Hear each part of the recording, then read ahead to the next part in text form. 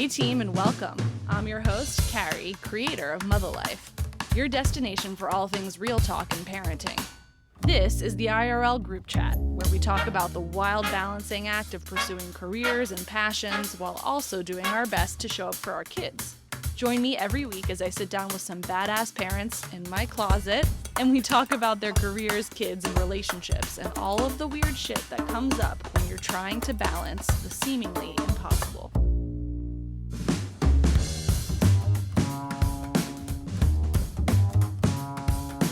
What does it look like when a kid grows up kind of having it all? They feel secure in knowing that they have what they need. They feel seen and loved by their family. They watch their parents be wonderful examples of how to be engaged in their communities, how to work hard, how to be comfortable in their own skin. That's what we all want for our kids, right? I often say to myself and to my friends that in some way or another, we are going to fuck our kids up. I don't mean it to be fatalistic, but more just to take some of the pressure off. They're human beings and not computers. There's someone's inherent nature interacting with how they're nurtured. I say all of this because I truly feel like today's guest grew up in a childhood out of an idyllic movie, as you'll soon hear. And yet, as she came into adulthood and womanhood and parenthood, she still had so much to learn about herself. Even with the most idyllic childhood, she still had to do her own work. Because as it turns out, no level of amazing parenting can prevent a person from having to do their own self-discovery. That's just simply part of the human condition. Anna Longley, Austin-born and raised mother of two, is a creative powerhouse. From climbing the ranks at the Austin-based jewelry brand Kendra Scott to starting her own creative agency, Peace Creative, she's figuring it out. How to meet new moments and chapters in her life with a curiosity that feels refreshing. She's accepted that she has her own path, and she's marrying that with the values she grew up with. For example, a portion of Peace Creative's proceeds are donated to UNICEF, and she only works with brands whose core values align with her own. Shout out to Once Upon a Farm, among many other amazing brands. Listen, enjoy, and remember, while we can set the conditions for our kids to feel deeply loved and seen, we can't prevent them from hurting, exploring, reevaluating, and redefining their lives, because that's what it means to truly live. Hey, pal. You look exactly the same, so that's wonderful to know. Yes, you do. Where's the filter? I need my touch-up appearance Zoom situation. You know what? Okay, so in general on Instagram, I'm like a non-filter person, but yesterday I went on it and I was looking particularly decrepit, and I went through and I know Paris is one that people use, right? So I go to the Paris, Absolutely. and I'm like, this is making me look more like a dumpster fire. Like the filter is making it worse. This is No, it smooths out. It was no good for me. So I think that was just like an existential lesson that I shouldn't be trying to dabble in things I don't understand. Go on natural. Okay, so I forget, how much do you know about what this is? I mean, I Enough. follow. I feel like I have Okay. I feel like I have a good understanding. Great. But feel free to give me a debrief, whatever you want. Now, I mean, one of the perks of this whole enterprise is that I get to just like use this as an excuse to talk to friends that otherwise, like, I will just text forever in perpetuity until we die saying we should catch up sometime. So now we have to. Yeah. And I also like it when I get to talk to people I know, because I sort of like know some of the stories and some of the things. Mm-hmm. But when I was thinking about today, I was like, oh my God, Anna's like parents love each other. What's this going to be about? But let's find out. Boring. Yeah, let's find out. Okay. So you are currently in my closet. Welcome to the closet. I love it. Happy to be here. That's a mattress for sound dampening, but we literally are amazing.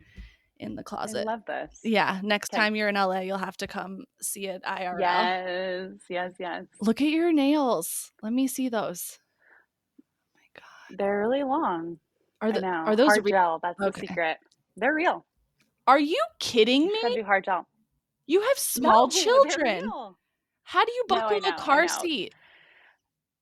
It's so messy. It is so messy. I'm constantly like, this is not working, and yet I do it and I insist. Also, you spend a lot of time on a computer.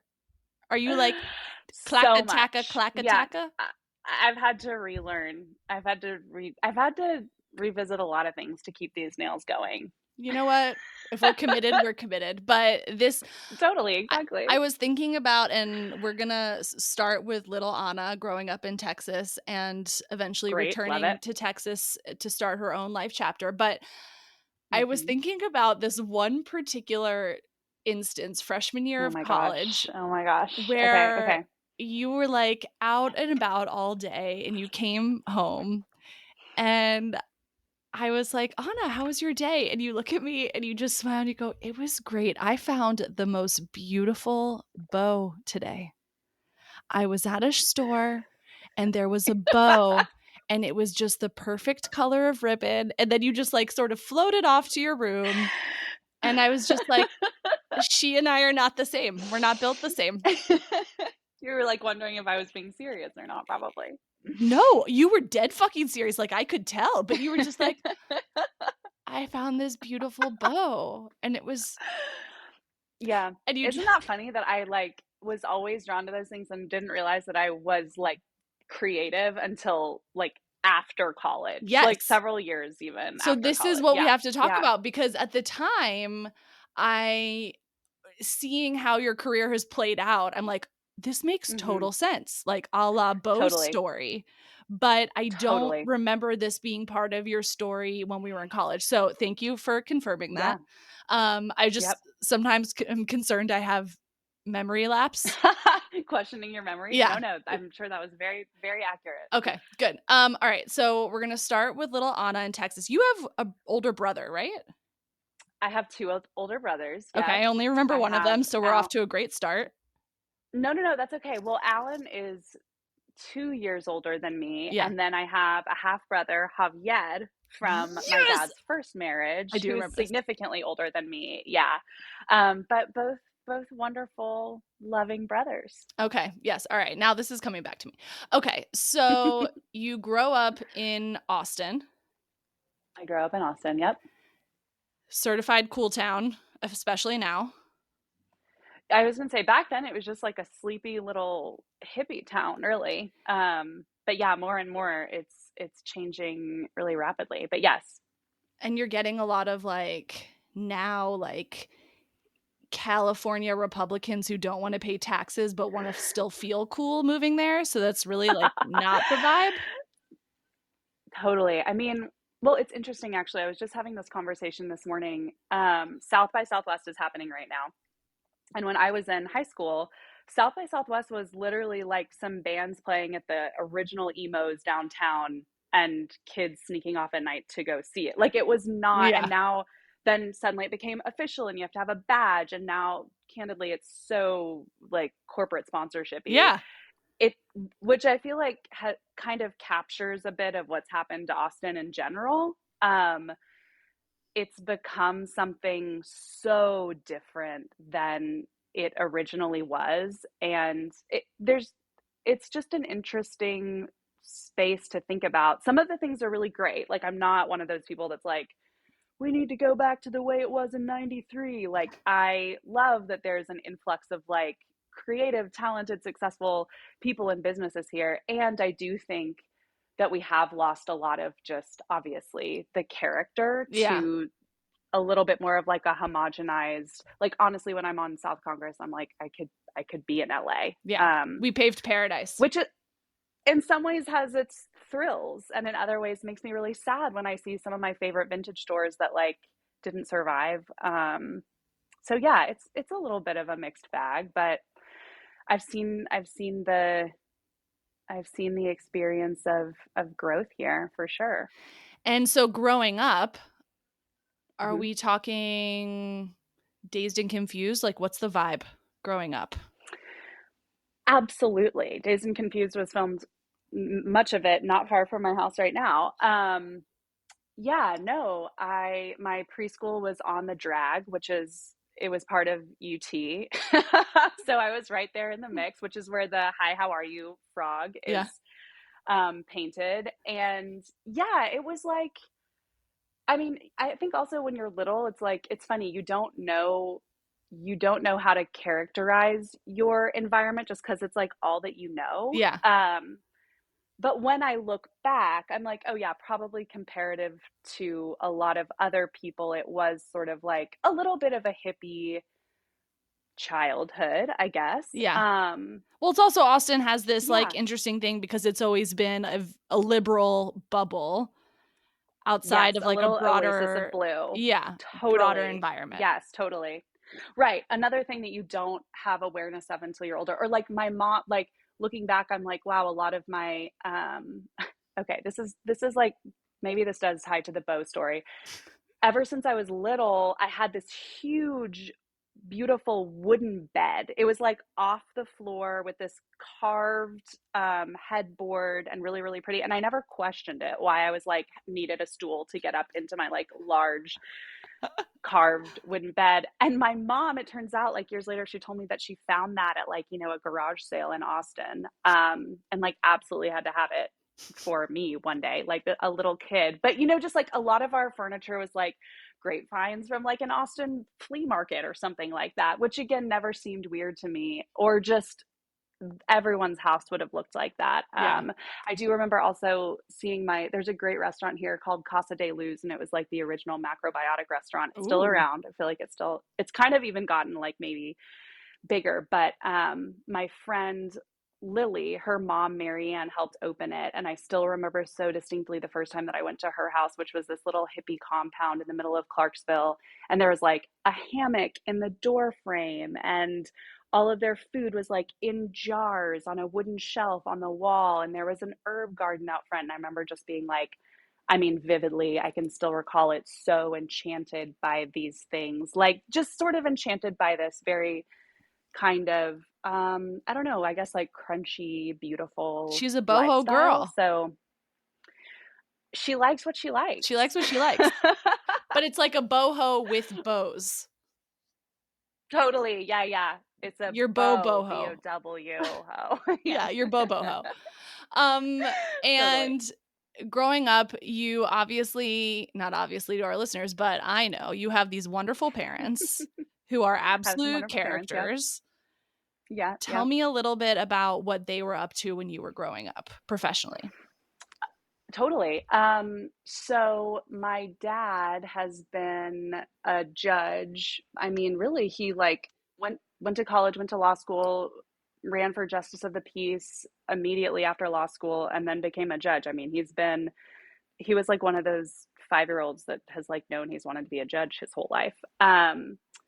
So he has been a district judge my whole life, and my mom has done a lot of really amazing things. One of which was she helped to open the National Domestic Violence Hotline in the 90s, and then she went to Seton, which is like a big hospital group here. Worked for Dell Children's. Has always been raising money for causes in the community. So both like really incredible examples of Civically like minded people. upstanding kindness. Yes, like really committing themselves to social services, which is interesting looking back, because I think as a kid and then even growing up into adulthood, it kind of gave me this idea that grown-ups are like fair and just and good, and Oh, grown-ups want for the betterment of people. Exactly. Wow, what a shock, as I then realized yeah. that's not really true of Not like all everyone. grown-ups.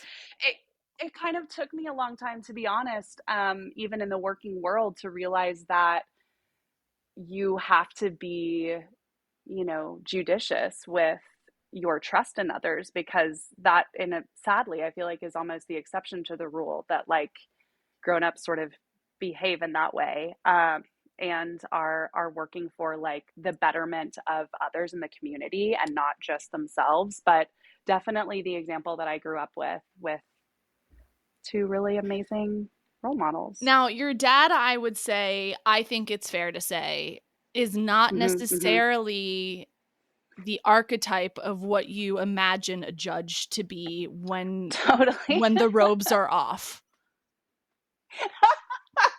Yeah, that's a good way to say it. Well, first of all, he wears cowboy boots and a cowboy hat literally every day of his life. I'm like, I think he sleeps in jeans and cowboy boots. Um, yeah, 100%. He's also such a character. Like, Such a you know, character. Spanish is his first language. So if you give him like anyone in Austin, if you're like, oh, there's this like judge who like sings with the mariachis, they're like, oh, Bob Perkins. Like that is his thing. Yeah, he's he's such a character. Actually, he and my mom, the first time he and my mom met, he was like announcing like DJing a basketball game on the east side of Austin in Spanish, which I can't imagine what that experience was like for my mom. But yeah, such a To be clear, character, such a also for character. everyone who hasn't yet seen Anna and certainly hasn't seen a picture of her dad, maybe we'll put a picture of Bob in the show notes. The man does not, Totally. Spanish being his first He doesn't language, scream. He doesn't scream Mexican he, heritage visibly. He's the no. whitest person Yeah, he's a you've ever real white seen. presenting man. Tall and pale, really tall and pale. Yeah. So when he starts speaking this like kind of perfect Spanish, it shocks many people, as it should. I always in college when, I was peak engagement with your folks was always just like, wow, So cute to think about. how cool it must have been to grow up with people like this. Because So cool. but now I want to know did you guys get in trouble? Like, what does that look like? What does getting in trouble look like in a house like that? Oh, man. You know, I was like, honestly, I was so good. And I think part of it was we really didn't have like I don't even know if I ever had a curfew. They were very trusting of us, which is crazy to look back on. And like, I don't know if I will be that relaxed. But of course, I would get in trouble and do things that were. I think also part of it was like when I look back now on my childhood, I always was a very creative child, but I maybe just didn't know, like, you just don't know things about yourself when you're small. Yeah.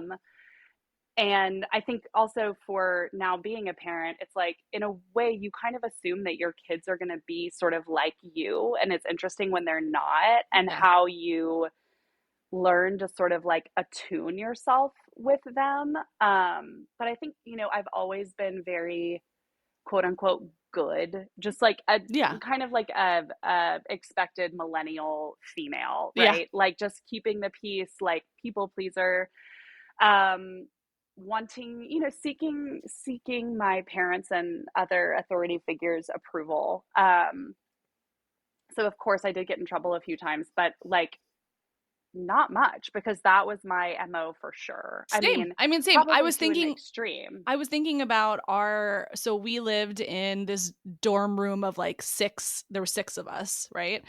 And there we were all goody two shoes. Like Totally. nobody of the 6 of us, and sure, this is NYU where people are doing all sorts of fucking things, but in our little unit, Oh, we were so good.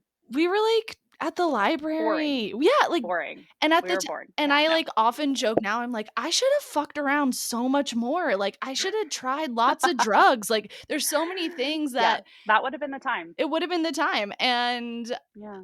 that being said, I still completely loved the fact that of 6 of us, I still talk to 4, so 5 of us are all still in touch. Yes. Like is crazy to think about. Mhm. Um, Mhm. but we were all goody two shoes. Like we were all Mhm. trying to get good grades and like do a good job. Yeah, I think like that has been interesting to me as I've gotten older, what it takes to be, kind of like a good child, or just to kind of like get through your childhood and young adulthood, not, I don't know, smoothly, successfully, and then what it actually takes to become a grown up, and how I feel like as I've gotten older, you're or I have found that I'm not really rewarded as much for just like keeping my head down and following the rules. And I Yeah. guess the thing is like you stop being beholden to pleasing someone else. And ideally, you start becoming more accountable to yourself. And that has been, that's a hard thing to, I think, It's not a kind of switch. navigate. It's not a That's switch. right, Like especially when you are like, yeah, have been raised differently. yeah, if you constantly have been told, and I talked about this recently with somebody who is a parent to kids who are now out of the house, and she's like, growing up I had Mhm, one mhm. really good kid who like listened and did Yeah, whatever, and one totally rebellious, single-minded kid who did what she wanted. And yeah. I gave that single-minded kid so much shit, and it was so frustrating. And now I look at that Mm, as like her mhm. superpower, because she doesn't give a flying fuck Yeah, what anybody says. Whereas me at almost mhm. 40, I still sometimes have to be like, it's okay to disagree. It's okay to like have Yeah, my opinion. totally. It's just like a constant thing to come out of, well, I was rewarded my whole childhood for being a good kid. But now I'm Right, supposed to right. be a maverick. It's a really tough thing, I think, to navigate, and certainly I feel like for me was kind of the narrative of my, I mean, 20s, I'm like like really 30s too. I mean, I'm 39 now, and I feel like I'm really just in the last couple of years have really started to be more in tune with my own kind of inner world and my own inner compass and my own like desires and needs in a more powerful way. And it's a process of learning how to like, first of all, I think understand yourself, to know what it is that you do desire and what you are seeking and what does make you feel fulfilled, and then being unapologetic in pursuing those things. Because inevitably that is going to, you're going to say no to people who want you to say yes, and you're going to like, you're going Yeah. to have those moments, and it's like just one foot in front of the other, moment by moment. You learn to like tolerate that discomfort a little more, which is kind of the main thing that I feel like you're taught to fear when you're in that mindset of like just wanting to make everybody happy, and wanting to be good. Hashtag recovering people pleaser. Um, I mean, totally. we all are, or so many of us are. Now, what were you into in high school? Because you have always had this Yep. creative streak that was sort of hidden. But like, what were the things? What were you doing with your friends when you weren't at school? Yeah. Um, I was in theater, so I like, and I also did the morning announcements. I'd be like, Tracks. okay, the volleyball team will be, yeah, exactly. But what was fun about that, I went to Austin High, and we would do these like, we had this amazing media teacher, and we would do these really fun little like video intros. That was really why everybody took the class. Like, yes, you would read the actual announcement, but even more fun, you would like video and edit these borderline outrageous like videos, whatever you wanted, really. I mean, within reason, Yeah. like they would air before the announcements. So we were doing all kinds of really silly and ridiculous things, and that was so fun. But yeah, different things like that. I mean, I would go to house parties and stuff, like some normal All right. All right. non-nerdy All high right. school kid stuff. But then you Yeah, get exactly. but then you But get to college and you're studying, didn't you study mhm, like mhm. international something? I studied comparative literature, yeah, Okay, and no. Spanish literature. Spanish literature, that's what it Um, was. Okay. Yeah, and I feel like I was toying with some kind of like an international thing at one point. Well, then I tried to go to then after college, I moved back to Austin, and I tried to get into the LBJ school at UT, which is international affairs. That might be what you're thinking of, or it's Probably. something like that.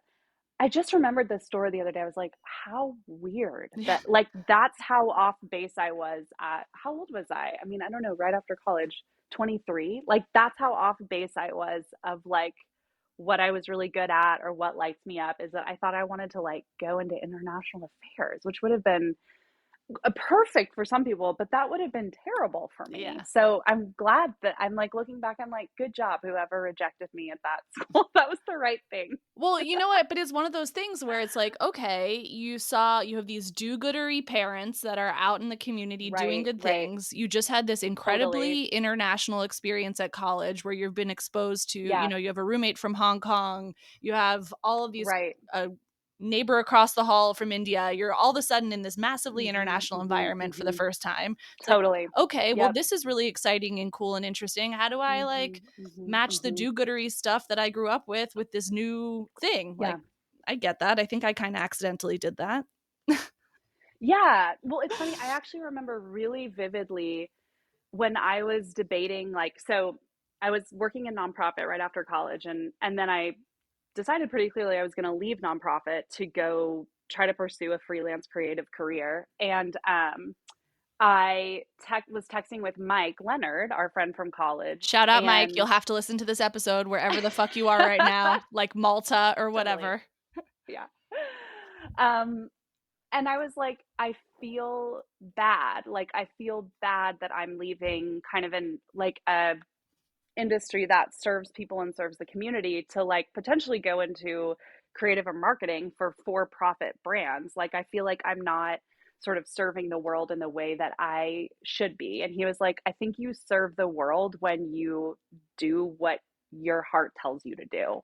So And that was like wise. so meaningful. Yeah, it was. It helped me to be like, I think again, to understand that like these instincts in me to create and even maybe to do that for whatever for profit businesses weren't bad just because they didn't align with what had been modeled for me or what I thought I would do or what I thought was like, just and good, like that it's okay to just lean into, in a way, what comes naturally to you. Um, and to let that be enough to make you happy and fulfill you. Yeah, I mean, I will get like sort of high school or college age kids asking for career advice about doing the whole international or corporate social responsibility thing, or how do I enter this space? And I'm always like, well, there's two ways to think about it. You could go work for a company doing their quote corporate social responsibility, or you could Mm-hmm. go work for a company and be socially responsible in how you do your job. Like Anna Mm-hmm. Longley is not going to be the person you hire to design the photo shoot for Totally. Ye's swastika shirt. Like that's not your girl, because you have an internal compass that's like, No. this isn't good. Yep. And so you do, just part of it is just like being a civically minded person in the Right. Right. world. Like Totally. we need those in corporate institutions so that Absolutely. there's Yep. some sense check. That's a really good point. So what was that first job when you got back to Austin? And also, did you always know that you were going to be back in Austin? I feel like you always loved Austin, even when you were in New York. I did, and like my God, I mean, tell me if I'm wrong. The quality of life in New York is so hard if you're not mega rich. Like Yes. just getting groceries or doing your laundry. I'm like, I think that was the, it's weird. You don't, not something you think about when you're 18 and moving to New York. You're No. just like, I'm so excited. Not like, wow, it's gonna be really hard to do laundry. Yeah. But yeah, I was ready for something to be easy. I also had horrible anxiety in New York, which I don't think I realized at the time that it was like part of that was just never being in nature or just like being in a place that was so busy all the time. But yes, so for all those reasons, I was excited to come back to Austin, not knowing if I would be here for a long time or not. But I moved back and worked at the Austin Community Foundation, which is a great organization that's in town, and was answering phones and sitting at the front desk and Being just pleasant. kind of having a pleasant post college job. Absolutely. And then you What about have, you? Wait, what was your post college move? well, I don't even my know. first job outside from college was at CBS News Radio in New York. Yes, yes, yes, And yes. then talk about making like 20 grand a year in New York City. Yeah. And then I moved to Oh Hong my gosh, Kong. dude. And then I moved to Hong Kong with the New York Times. Whoa. Yeah. I So forgot about this. yeah, so freshman year roommate Robin's parents basically became my Chinese parents and adopted me and helped me like find my apartment, and I totally forgot about this era. they like fed me because, again, I think in Hong Kong I was making like $600 a month or something, and which is one of the You most expensive cities in the you world. were dedicated. You were I dedicated was to the craft. I was. But yeah, that was that was like radio and print journalism. I was like doing it, but it turns out being really broke was really scary for me. I had a lot of friends who were totally fine with being broke for Yeah. forever. And that seemed, Mm-hmm. because I like was never going to call my parents and ask them for money. So I Mm-hmm. had to Figure figure it something out. out. Yeah, figure it out. Yeah. But okay, so we both finish college. We both try something on. You have this meaningful Mm-hmm. conversation with Mike, who's like, follow your heart, be a good person, and all will be right in Yeah. the world. And Yep. then is that when we get to Kendra Scott, or do we have other things in between? Um, we have other things in between. Basically, I was a freelancer for a while and worked doing various things. And then I applied to like one job, and it was as a graphic designer at Kendra Scott. Yeah. And so this is like your first salaried job in a creative role? Totally. Absolutely. Yes. That's exactly what it was. And I started as a graphic designer. And there were, I think when I started, there were 12 stores. It was mostly in Austin, or sorry, it was mostly in Texas. And I was literally, I mean, I was like the one designing the signage for the stores, and then like personally like cutting them down and putting them into UPS boxes and shipping them to the stores for like, there's a sale on Tuesday or something like that. Nice. And that's how I started there. Yeah. I mean, man, I was working, I was like sometimes there, I remember at like 7:30 in the morning, and it would just be me and the COO. I was like, how's it going? I'd just be at the paper cutter, like, whoo. I mean, I really started at kind of a junior graphic designer position there. And how long were you there for? I was there for 8 years. But Long time, and wh- 2014 and what was your to position when you 22. left? When I left, I was senior director of creative services. No big deal. Yeah, I was there at like kind of the right time, and where they sort of were needing that like Swiss Army knife of skills that I had sort of just hobbled together over the last few years of teaching myself graphic design and the Adobe Creative Suite and doing styling on shoots like for fun. I really didn't even know what like an art director did or a creative director did. I had no concept, which seems so funny now. But yeah, I didn't know what any of that stuff was even until I had graduated from college. I feel like also in some professions, or I don't know, maybe this goes back to being goody two shoeses, but like Mm-hmm.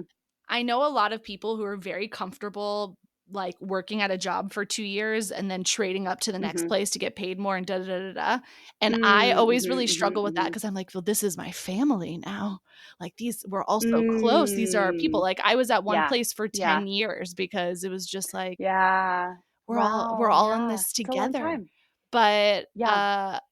we'll get to when you left, but in that 8-year period, are we Mm-hmm. dating? Yeah, you were dating, right? Is that when you Yeah, no, I was dating Adam. I mean, when I started, Adam and I think we were maybe already living together. And actually, yeah, because I started in 2014, and then Adam and I got married in 2015. I think you were one of the first people I knew to get married. Wait, so how did you guys meet? We met actually from my first job at the Austin Community Foundation. I was working with this adorable gal, Megan, who she's 4 years older than me. So kind of just like that perfect, like big sister kind of age. And I was just so enchanted by her. She just was really self possessed and self confident. And it was like one of those people where it was like, she was just very like, I don't know, sure of herself and easy to talk to, like was laughed easily. It was just a delight. We clicked right away. She one day was like, I have somebody that I want you to meet. It ended up being her husband's twin brother. No. Well, identical? Yeah. Identical? Yep. Yeah. Yes. No. Identical. Yeah. So, it's funny though, she didn't even end up setting us up, because what happened was these were the days when I was still going out. We would just run into each other like at, a little bar, and Adam would be there, my husband. And then our first date was a passion pit show, if that kind of takes you back to a Yes. certain time in your life. Also, that's like Yeah, a ballsy first and date. Like going to a concert oh, totally. on a first date. Going to a concert, yeah. And I That's remember like at being one like, point hey, let's someone go on stole some vacation beers. together. Totally, yeah. No, a very Austin. We went to Passion Pit at Emo's. It was a very Austin first date. And then yes, the rest is history. And So obviously, like, you already knew some of his family. It's got to be pretty appealing that potentially your like Yes, woman crush of a century could totally. potentially be your Yep, sister-in-law. And totally. had you guys had discussions about like what you wanted your life to look like long term? Oh my God, no. No, I mean, I was 23 when we started going out. What? Which it's so funny because looking back, I remember being like, thinking like, I'm never gonna meet somebody. I'm never gonna meet somebody Yeah. that I'll want to marry. And I'm like, how old were you when you were thinking that? 20 years old? Like, Yeah. but it I felt remember feeling that so deeply. impossible. Yeah. Oh, Yeah, it felt impossible. I'm not impossible. somebody who has always been like, I'm not somebody who's always had a boyfriend. Did anyone in our group have a boyfriend during college at all? Holy Like, shit. You're right. dude, we were also, to be fair though, that I think part of that is NYU is an unusual. Like when I explain it It's to people hard. now, I'm like, it's like you're going to work and then coming home to your apartment. Like I was like, there's no Yeah. quad where hacky sack Yeah. is And if you happening, or like, are yeah, and if you are in those spaces, like, I was, like, editor of this magazine and stuff, it's like you're surrounding yourself with people who are in many ways exactly like you in this, like, brighter community, mm-hmm, you narrow down in some way, and then mm-hmm, that's not mm-hmm. always the best. I just remember anytime my friend Dylan, shout out Dylan, you might be listening to this, who I now work with. Anytime Dylan Aw, had like a party or anything, his friend group was just yeah. different enough from ours. I'd be like, maybe today I'll meet Mm-hmm. somebody because it was impossible. I felt. It was not, no, yeah, it was not conducive to dating. Ironically, Anyway, my now um, husband was there at the same time as us, and we never no. met. Yeah.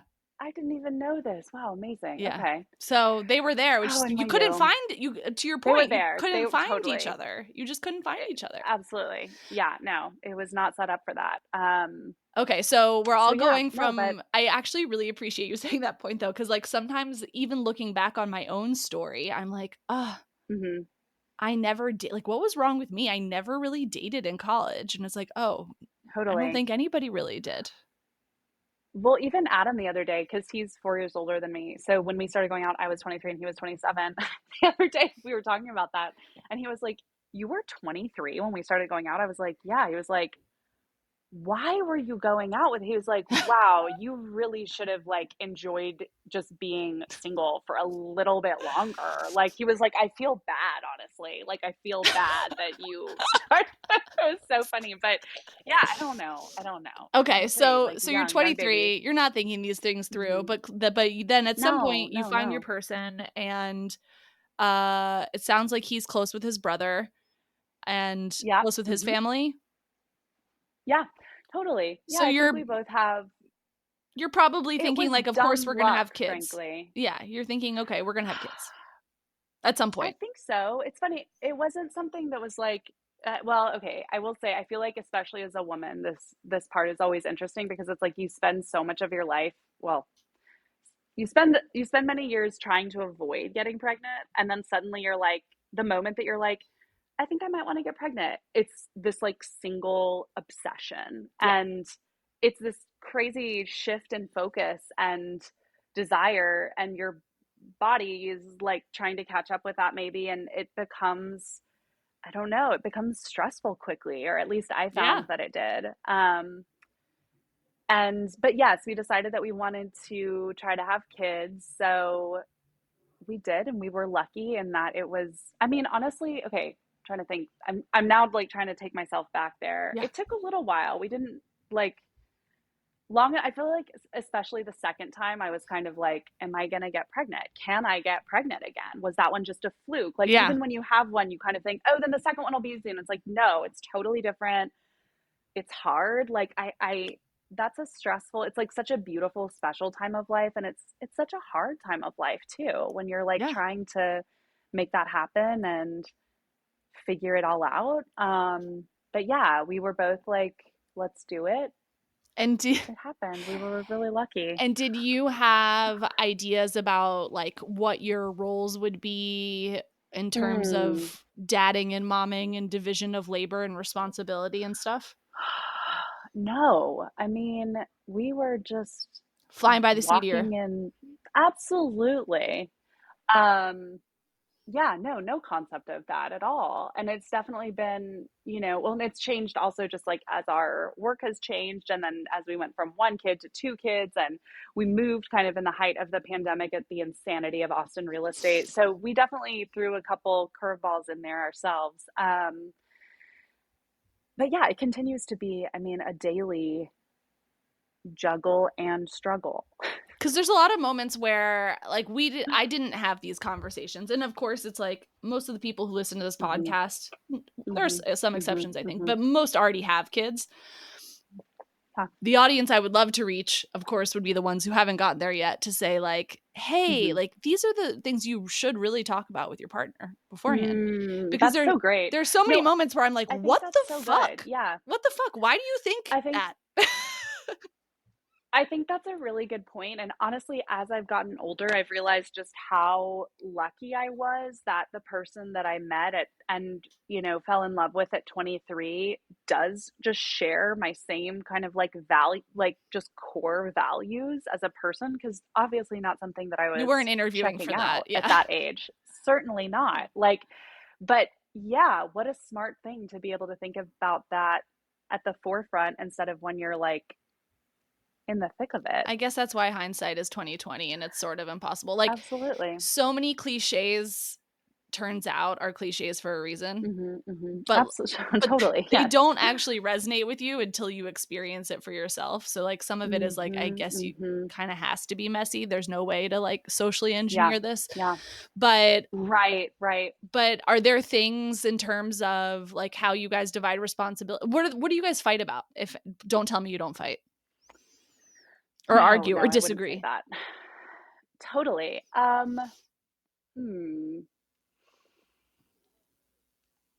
think that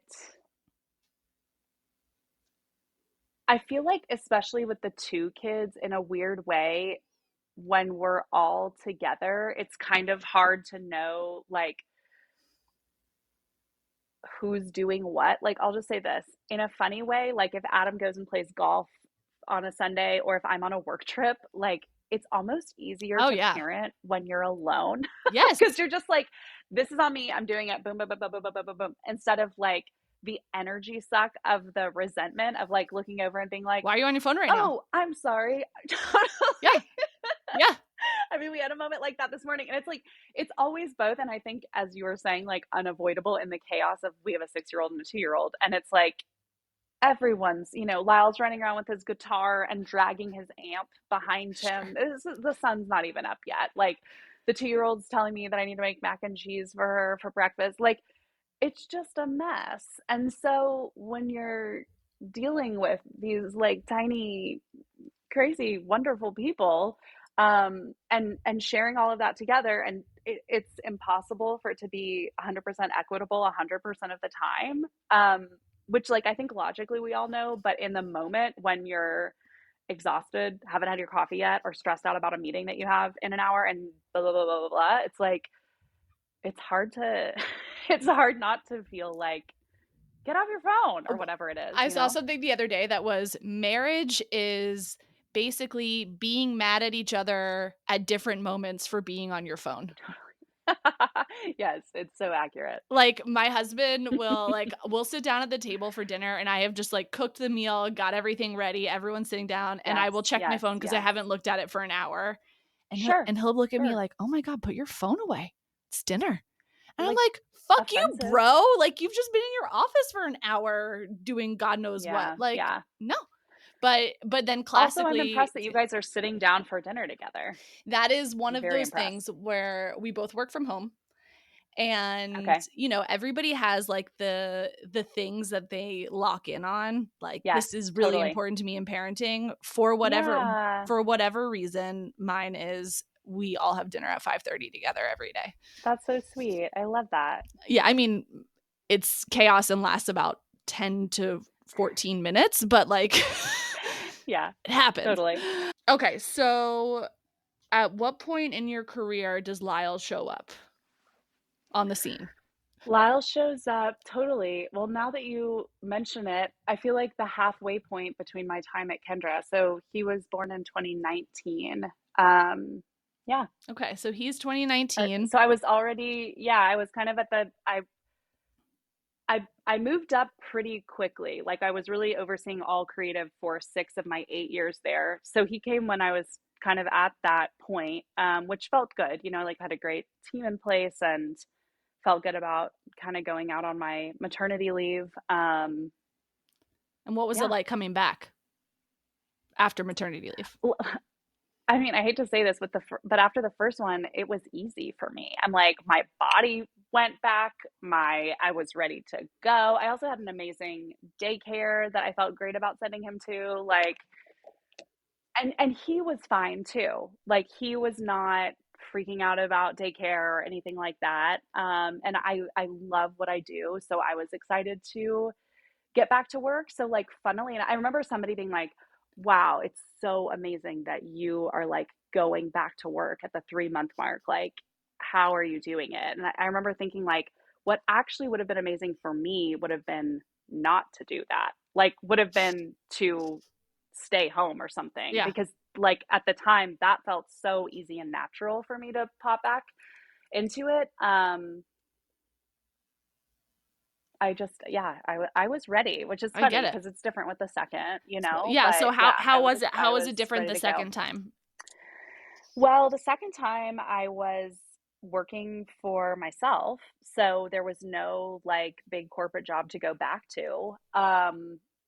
And you know, it was, I feel like my whole postpartum experience in general with the second was different. The weight did not come off as fast the second time. Like I was experiencing more postpartum. It's funny because I feel like before you get pregnant and have kids, you only really hear the term postpartum depression occasionally. And when you do, it's sort of this idea of like, oh no, that poor woman had postpartum depression. You don't realize that everybody that has a baby gets some kind of postpartum depression, Mental fit. anxiety, whatever. Exactly. Like I think you just think it's kind of a chance, like, oh, one in 20 women or something. And it's like, no, no, you go through a massive metamorphosis, like in every way. Anyway, so that I feel like stuck around longer the second time.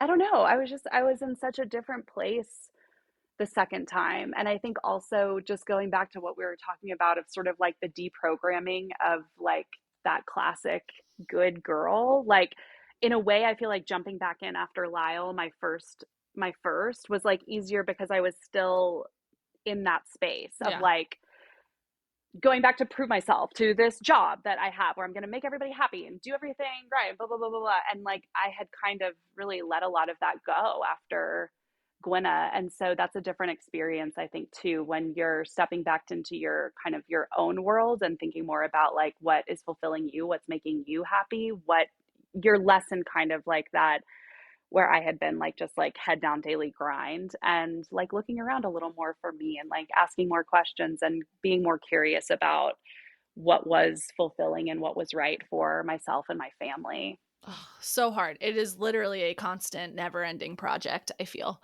Um, Totally. Totally. Now, at what point did you decide I'm ready? Because I feel like you had this sort of creative awakening explosion that happened Mm. where Mm-hmm. you pick up the guitar, you start writing music, you're designing clothes and like not just designing them, but Mm. actually getting them fabricated. You've got your Yeah, own outfit now, your own creative agency. There's so many things that all of a sudden, I know. So many random little but I don't think they're things. random. I think like in some ways, in some of the hardest, like viscerally hardest Mm-hmm. chapter of Mm-hmm. your life, at the same Mm-hmm. time, you Right. just had this like Yeah. Yeah. awakening or something. What's going on? Yeah. It's a really good question. I hadn't really thought about it like that. I think there's part of me that has never wanted to only be defined by one thing, whether that's motherhood or a corporate job title or I don't know, anything like that. I've always felt a deep desire to be, or I guess reflect different sides of me. And maybe that came out especially in once I became a mom, like a little bit of a reaction of like wanting to make sure that I was not putting my like self-expression on the back burner. And to continue to be like fulfilled creatively, because in a way, kind of going back to Mike's wise advice, like I think when you are able to express yourself, or in a way kind of make yourself happy, like that's a great example for your family, whatever that Yes. looks like. Yes. You know, Yes. but yeah, I think maybe I felt that even more intensely with kind of the title of mom. It was like this desire to also be Mom and. whatever version of Anna I was, yeah, at that moment, and to try different things and see what stuck. And today, what Hmm. is like a typical, because you do have to travel a fair bit for work. Um Hmm. Hmm. and when you're not, are you working from home or do you have an office that you go to? I have I go into a client's office a couple days a week, and then I do a little bit of work from home too. Yeah, so it's a bit of a mix. And what does sort of like a typical day for you look like? And I know no day is typical in the sense that who knows what's going to be Yeah. thrown at No, you. no. But what is it sort of looking like for you in your households? I'm also just trying to get a Hmm. picture of how do you get the Anna time in the midst of all of Oh the my gosh, other demands totally. It's hard. Yeah, no, we wake up, pretty early with the kiddos. with the Today that was guitar like and the amp? 5:30. Yeah, why? Um, and we just make coffee and get lunches ready and stuff like that. Then we're really lucky we can walk to both Adam and Lyle walk to kindergarten that way, and then Gwen and I walk to her daycare that way. Amazing. And then I come home. I know, so nice. I try to exercise. I try to like go for a run or something quickly. Running's so great. Like as a parent, you just walk out your door and you can You do. don't need anything. It's not like going to a class. Yeah, exactly. So that's been like that's been a new thing for me lately that I've really loved.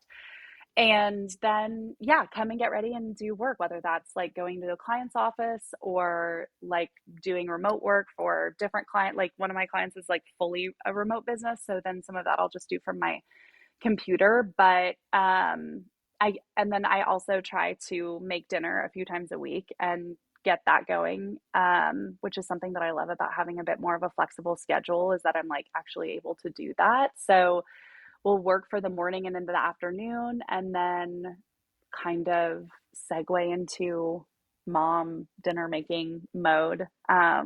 Get the kiddos and come home, have dinner, do that whole evening That situation, is which is its such a own situation. situation. Yeah. And then honestly, lately, like I've been pretty busy. So even after I put Gwenna down, our 2.5-year-old, I'll like Go back to work. get the laptop going again. Yeah, which it bums me out, but like it's also, I think part of that is like I really love what I do. I really love the clients that I work for. And I guess maybe when I was younger that would have seemed hard to like have a full day and with kids and then still have to be working at night, but now because I don't know. It's like a little bit of a trade-off, I guess, for like making sure that dinner's ready earlier. Like it's nice to have that flexibility to be able to do the hours that you want. Yeah, and like what else are And you make gonna sure be that you're doing? caught up at the end of Are the you gonna day. go to the club? Totally, totally, exactly. Yeah. So I'll do a little bit of that at night too, just to make sure I'm like caught up in the morning and not feeling underwater. And then that's it. Adam and I will watch a show or I'll read my book or something. Now, you work for like a really broad range of brands, but you do have at least Hmm. one kids brand in your portfolio, right? I do. Yes. Yes. Once Once Upon Upon a a Farm, which I Farm. love. Yeah. A, Yeah. I hope they're giving you free shit because that shit's not cheap, but the kids love it. It's so good. Yep. Do you feel like being a parent has either helped you connect with working with a brand like that? Do you think it would have been sort of in Totally. your portfolio before having kids? That's a good question. I don't know, but it is truly such an incredible product and such an incredible team and group of people. Shout out Jennifer. I love Good it. job. I mean, yeah, it's just a feel good. Like they've been my longest client. I've been working with them for 3+ years. And it's just so fun. The product is absolutely incredible. I love their whole team. Like it's just very real in that way. The values are really real. You see that obviously reflected in the product, but also in just the kindness and the way that I think, like, the term company culture is thrown around a lot these days and can mean a lot of different things. But I will say, like, I feel like theirs is very genuine, and yeah, it's really good. I love it. We love to hear that. There have been some like really gnarly stories about kids companies not being so mushy Mm, lately. What's it hmm. like when you go away on a work trip? How does that Oh my logistically gosh. work for the family? I stress out about it so much, and I honestly feel like Adam does such a good job. Like, I feel like he's more stressed out about it before I go, and then once I'm gone and I, like, FaceTime them at night, it's, like, under control, you know? They're eating, like, a drive-through dinner, and it might be chaos, but they're happy and they're fed and it's fine. Like, I'll FaceTime them and they're all just absolutely Everybody's fine. So alive. I feel like I have to remind myself of that. Yes, like, because the mom guilt can feel really real, especially I think, again, more so like leading up to, and then like you're gone and everyone's good and it's fine. But yeah, he's really supportive, and he does great with them here. And when you get back, is he like, okay, bye? Like, I need to. 100%. 100%. And I am too. I'm like, okay, I'm ready, like Yeah. it's nice to be able to go do your thing, and I'm lucky, and just like I love, again, I really love what I do. So those trips for me are often really like creatively fulfilling and not like draining. Like it would be hard to go do something that didn't feel like, God forbid I did succeed in being like in international affairs. Like, what if I had to go do Yeah. something that would be draining to then come back from that? But, I'm going on photo shoots. So I'm like that's what I love. And then I get to come back to these little babies, and it's a great thing. It's a Now great let's thing. let's bring it back to your parents. Hmm. What are they Hmm. like as grandparents? So sweet. I mean, honestly, like, I really didn't know how that was gonna so go. sweet. Well, in the You're like, sense of this could go a couple different Well, ways. in the sense of, like, I have, for instance, like, one of my most mushy friends' Hmm. parents that I grew up with, like, turns Hmm. out they sort of Hmm. aren't that into being grandparents. Like, they were Oh, amazing interesting. proxy parents to me Yeah. when we were growing up, but then with their grandkids, Yeah. they're like, "We did this already?" Like, Totally, totally. they're We're very good. No, loud. no, no, I don't see that for your parents, but I mean, they are. No, they're so doting and loving and, like, the best. I mean, they love being around them. They're so, like, adoring of the kids, and the kids love going over there too. We're lucky in that they live pretty close. But they're really sweet, and it's fun to see them together. And yeah, I don't know, just two thumbs up, like 10 out of gross. 10. They're the best. No, it's amazing. It's amazing. It's amazing. Okay. Now I think there's one last piece I want to talk about, which is Hmm. you are somebody who is very drawn, I think, to like visual storytelling in your home. Hmm. Obviously, that's what you fucking do professionally. And also, like, just in your own home. Like, you'll be like, I found this Yep. Yep. beautiful little piece, this little porcelain I'm going to put it in Lyle's room and I'm going to do this and da da da. Totally. How do you handle when your house, I'm assuming at some point Oh, your house is a disaster show like everybody else. it's right now it's a disaster. And How do I handle how it? does like how does what does that do to your brain?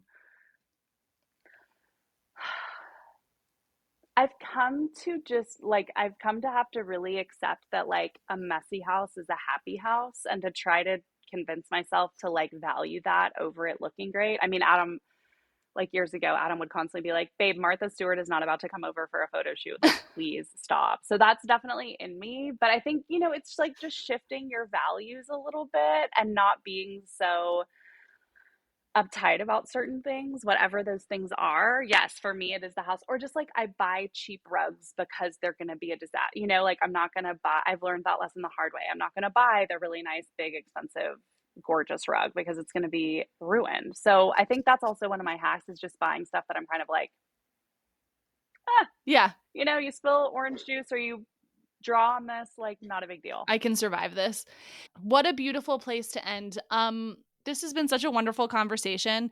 If somebody who is literally professionally out there visually curating things for big brands can figure out how to let go in their own life, I think the rest of us can give ourselves a little bit of a break. Team, I need your help. If you love it here, please like and leave a review on your favorite podcast platform. Subscribe to the Substack for full access to this episode's show notes and join the discussion. And of course, follow me on Instagram at Mutha, MUTHA.life for a daily look at all things Mutha. Thanks for listening. Be sure to tune in next week for another Chat in the Closet. This podcast was produced by Mutha Life, music by Ronan Landa. See you next time.